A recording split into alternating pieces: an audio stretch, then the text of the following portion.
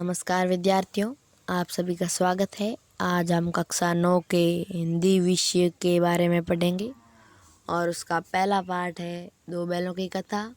उसके हम लेखक परिचय और पाठ परिचय के बारे में जानेंगे। तो चलिए शुरू करते हैं। प्रेमचंद जी का जन्म सन 1880 में हुआ था और वो भी बनारस के लम्हई गांव में। उनका मूल नाम धनपत राय था। प्रेमचंद का जन्म बचपन में अभावों में बीता और शिक्षा बीए तक ही हो पाई।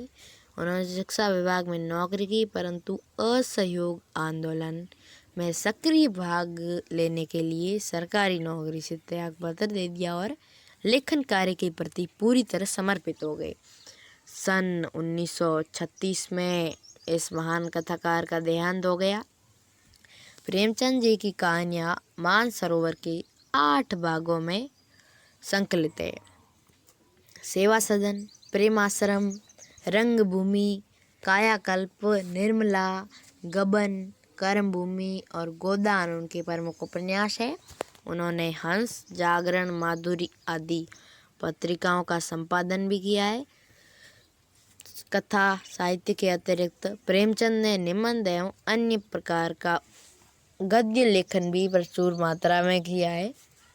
प्रेमचंद साहित्य को सामाजिक परिवर्तन का सशक्त माध्यम मानते थे। उन्होंने जिस गांव और शहर के परिवेश को देखा और जिया, उसकी अभिव्यक्ति उनके साहित्य कथा में मिलती है। किसानों और मजदूरों की दयनीय स्थिति, दलितों का शोषण, समाज में स्त्री की दुर्दशा और स्वाधीनता आंदोलन आदि उनकी प्रमुख रचनाओं के मूल विषय है। और प्रेमचंद के कथा साहित्य का संसार बहुत व्यापक है। उसमें मनुष्य ही नहीं बल्कि पशुओं को भी अद्भुत आत्मीयता मिलती है। बड़ी से बड़ी बात को सरल भाषा में सीधे और संक्षेप में कहना प्रेमचंद के लेखन की प्रमुख विशेषता है।